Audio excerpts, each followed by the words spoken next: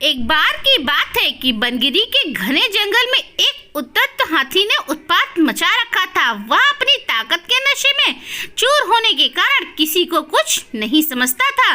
बनगिरी में एक ही पेड़ पर एक चिड़िया व चिड़े का छोटा सा सुखी संसार था। चिड़िया अंडों पर बैठी नन्हे नन्हे प्यारे प्यारे बच्चों के निकलने के सुनहरे सपने देखती रहती। एक दिन क्रूर हाथी गरजता चिघाड़ता पेड़ों को तोड़ता मरोड़ता उसी ओर आया। देखते ही देखते उसने चिड़िया के घर को तोड़ डाला।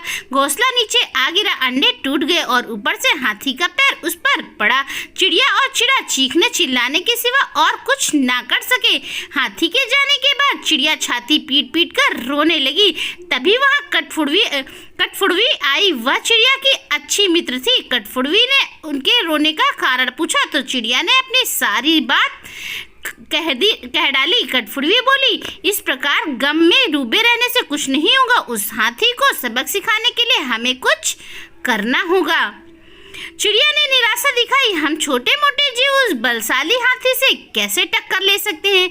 कटफुड़वी ने समझाया, एक और एक मिलकर 11 बनते हैं। हम अपनी शक्तियाँ जोड़ेंगे। चिड़िया ने कहा कि कैसे। मेरा एक मित्र विआख नामक भंवरा है और हमें उससे सलाह लेनी चाहिए। चिड़िया और कटफुड़वा भंवरे से पूछने चले गए। भंवरा गुनगुनाया, यह तो बहुत बुरा हुआ। मेरा एक मित्र मेढक है, आओ उससे सहायता मांगे। अब तीनों उस सरोवर के किनारे पहुंचे जहां वह मेढक रहता था। भंवरे ने सारी समस्या बताई। मेढक भर्राए स्वर में बोला, आप लोग धैर्य से जरा यही मेरी प्रतीक्षा करें, मैं गहरे पानी में बैठकर सोचता हूँ। ऐसा कहकर मेढक जल में कूद गया।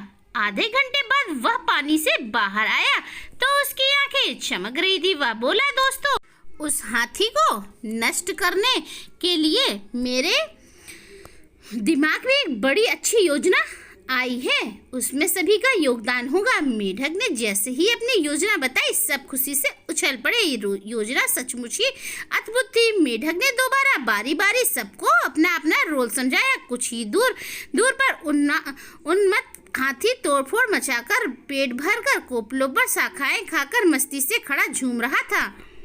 पहला काम भंवरे का था। वह हाथी के कानों के पास जाकर मधुर राग गूंजने लगा। राग सुरीली हाथी मस्त हो गया और आंखें बंद करने लगा। तभी कटफुड़वी ने अपना काम कर दिखाया। वह आई और अपनी सुई जैसी नुकीली चोंच से उसने तेजी से हाथी के दोनों आंखें भींच डाली। हाथी की आंखें फूट गई। वह तड़पता हुआ अंधा होकर इधर उधर भागने लगा। जैसे जैसे समय बीतता जा रहा था हाथी का क्रोध बढ़ता जा रहा था। आंखों से नजर न आने के कारण ठोकरों और टक्करों से शरीर जख्मी होता जा रहा था। जख्म से उसे और चिल्लाने पर मजबूर कर रहे थे। चिड़िया कृत स्वर से मेढक से बोली, भैया मैं आजीवन तुम्हारी आभारी रहूंगी, तुमने मेरी इतनी सहायता करी। मेढक ने कहा, आभार मानने की जरूरत नहीं है, मित्र ही मित्र के काम आते हैं। एक तो आंखों में जलन और ऊपर से चिल्लाने चिघाड़ने हाथी का गला सूख गया था और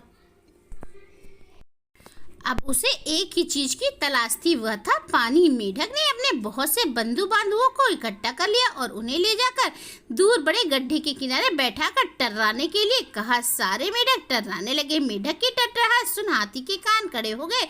वह जानता था कि मेढक जल के स्रोत के निकट ही वास करते। वह उसी दिशा में चल गया। टर्राहट के तेज आवाज से हाथी की प्यास और बढ़ने लगी और वह तेजी से गड्ढे की तरफ भागने लगा। जैसे ही हाथी गड्ढे के निकट पहुंचा, मेढकों ने पूरा जोर लगाकर टटराना शुरू किया।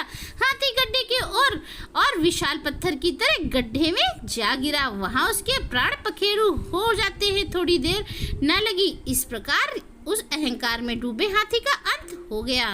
इससे हमें यह सीख मिलती है कि एकता में बल होता है और अहंकारी का देर सवेर अंत जरूर होता है। तो दोस्तों, इस वीडियो को लेकर आपकी क्या राय है, हमें अपनी राय कमेंट बॉक्स में जरूर बताएं और इसी तरह की अच्छी अच्छी कहानियों के लिए हमारे चैनल पे बने रहें। और अगर हमारे चैनल पे नए हैं तो सब्सक्राइब कर घंटी के निशान को जरूर दबा लें। तब तक के लिए बाय।